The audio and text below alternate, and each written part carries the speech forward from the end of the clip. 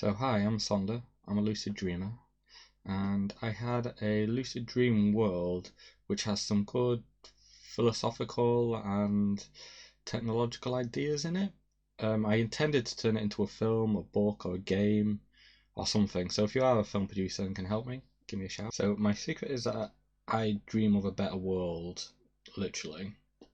Well, it's not a better world in an environmental fact.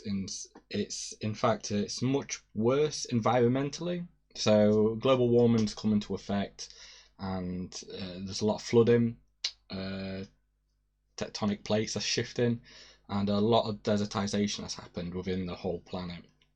And so yeah, it's pretty.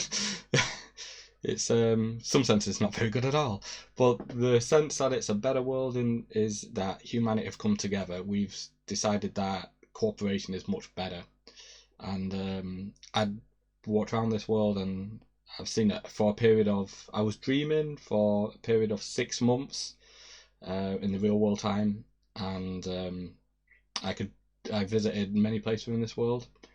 But I'm just going to tell you about my first dream and go from there. I started in a desert. There was a small trail leading in front of me and a blue gem in the distance. And I didn't know who I was or anything about anything at the time. And I walked towards the blue gem, and the trails became a big path. And then I followed it, and this blue gem had become a giant city. And there was now a road with a giant gate. The walls were made out of plasticky blue material, transparent, and inside of these walls were plants, and there was about 100 meters tall and about 20 meters across. And inside them there was a conveyor belt system from bottom to top with plants on them circulating around this whole city. And as I went to the gate, they let me in. There was a big gate, and they let me in through a small gate. And people welcomed me into the city. I got rushed by a little mob of people. And a man in grey, a slender man with sandals on, that tan skin, welcomed me into the city. And he ushered me around. He showed me around their city. It was a full city. There was small houses at the outskirts of it, and it got more urban in the centre. There was a dust on the floor from the sand and everything. We walked around the city for a little bit, and we went to a restaurant, a fish restaurant, where it was giving away free fish.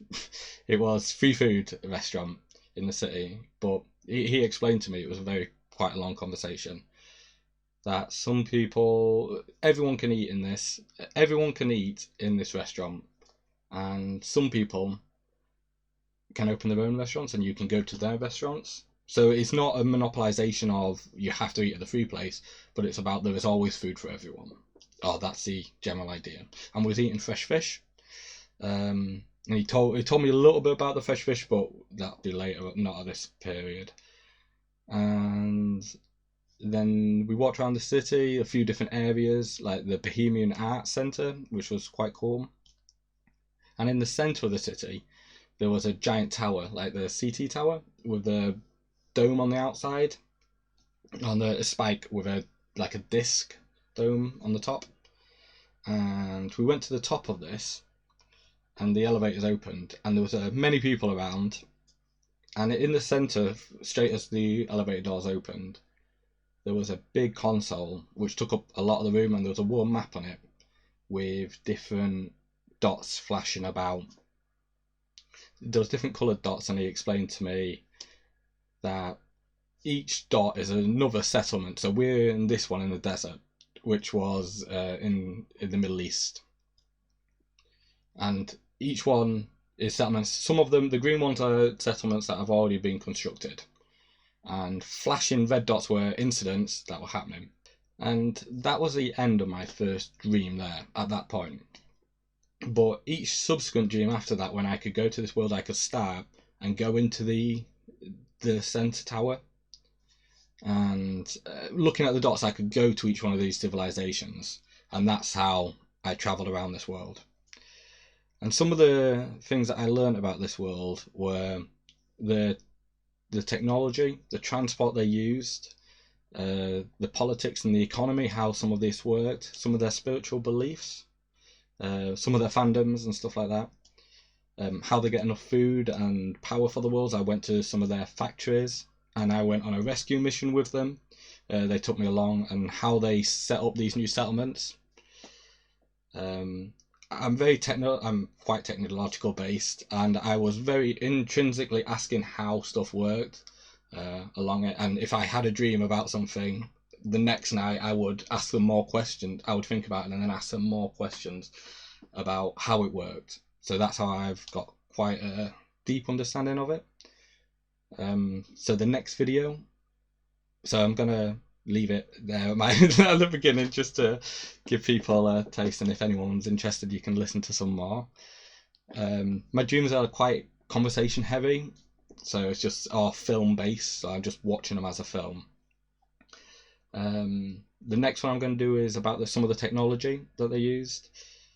One of the most common forms of technology, or one of the most vital parts of technology that they use, were it's essentially a phone book. They called them CD. That was in a disc shape. It had all your information around the sides of it, and it had a projector in the middle, so it could project holograms from there. You voted with your CD, your communication device, and so each member of the society took part in society, and that's why you was in it, sort of thing. You chose to be in it and you had to stay active. There's a lot more technology. It wasn't great for watching, but if you wanted to watch something, you can throw it onto one of the screens on the walls. The screens have got quite large. There was a virtual world. So yeah, I'm quite excited to make the technological one, but if you've got any questions, leave them down below, and yeah, stay in touch. Okay.